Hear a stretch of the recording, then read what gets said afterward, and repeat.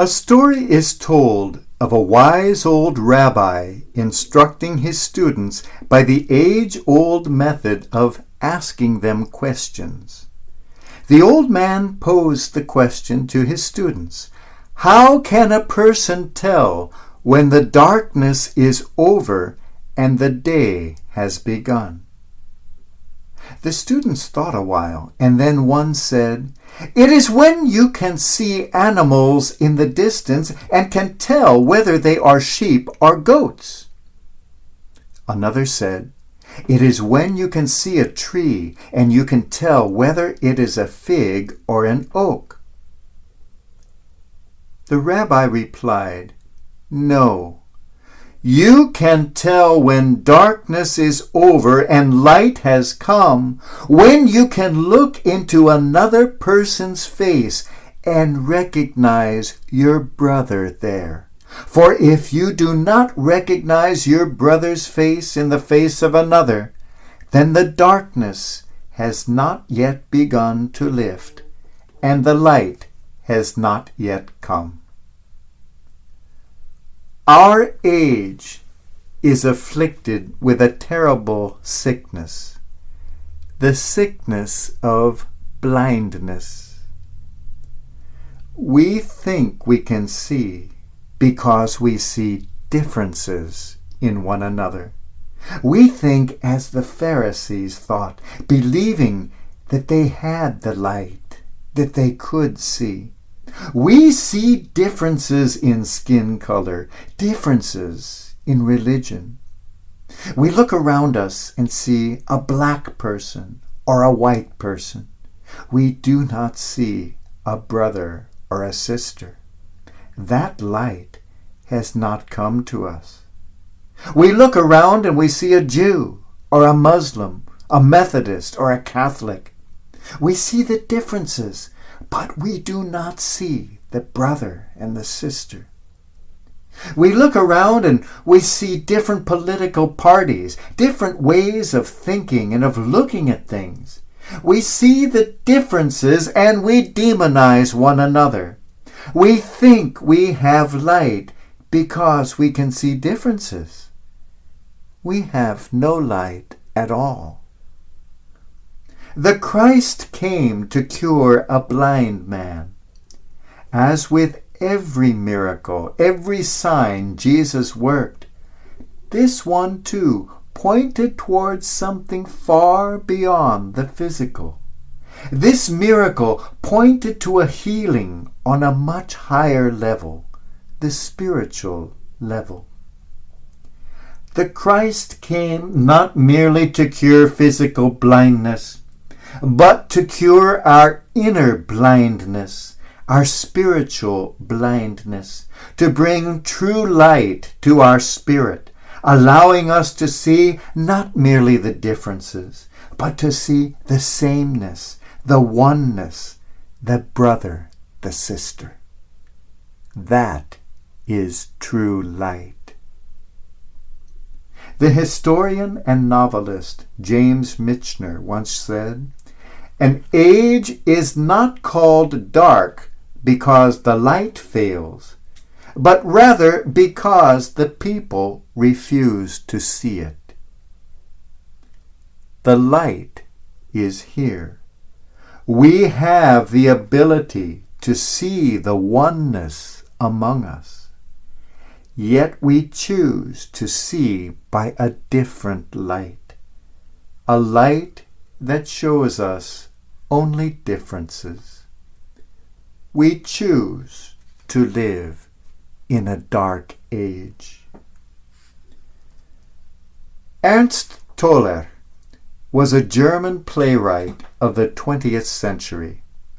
In 1933, he wrote his autobiography called Eine Jugend in Deutschland, a youth in Germany. In that book, he tells of when he was a young soldier in the First World War. Like most of the youth of that day, he signed up full of patriotism to go out and fight the French, to do it for the fatherland. One day he had an experience in the trenches of one of the most terrible battlefields of the war, an experience that changed his whole outlook on life.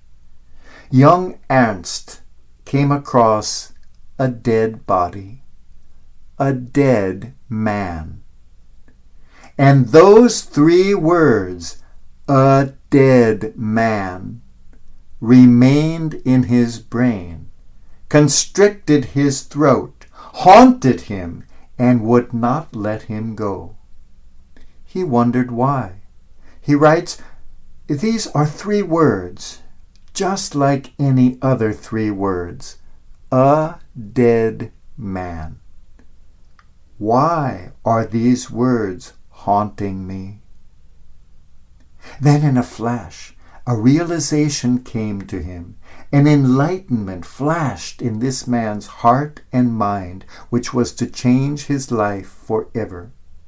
He writes, "And suddenly, as though the darkness finally parted from the light, the word from its meaning, I grasped the simple truth called humanity, the truth I had forgotten, that simple truth that had lain buried and hidden, the truth that we are all the same, the truth that we are all united, the truth that we are all one.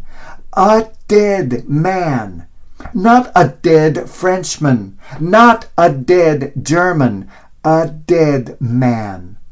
All these dead had been human beings. All these dead had breathed as I breathe. They all had had a father, a mother, people they loved, a piece of land that was theirs. They had all had faces on which were written their joys and their sorrows, eyes that had gazed upon the light and the sky. In that hour I realized that I had been blind because I had blinded myself.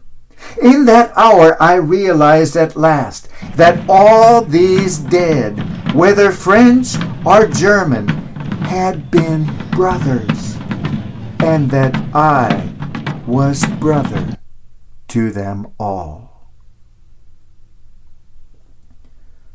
Would that each of us would experience the same enlightenment as this man did 100 years ago. Would that the entire world would experience the ray of this light shining not on the differences between us, but on the oneness between us. It's very easy to see our differences. It's very easy to look around at the people who share this planet with us and to point out that is a black man, that is a white woman. It's very easy to say, he's a Muslim, she's a Jew, I'm a Christian. It is very easy to see the differences between us in how we vote, in how we think, in how we act, in how we believe. It takes the special light, the inner light that the Christ has brought to us, to see not the differences, but the common humanity, the sameness, the oneness, the unity. The 20th century spiritual writer and poet Khalil Gibran wrote beautifully, "Love is a word of light, written by a hand of light, upon a page of light." That light of love is here. That hand of light which writes that word of love, that word of light, that word of recognition, that hand is here. Allow our hearts to become that page of light, to receive that light of love, that we may look around us and see not a sheep or a goat, not an oak or a fig tree, not a white person rather than a black one. Let us see not a woman or a man, not a Christian, a Buddhist, or a Hindu, But let us allow love's light into our hearts, that we may look into the face of all those around us and truly recognize there a brother, a sister. And then we will see that the darkness finally has lifted and the light has come to our eyes.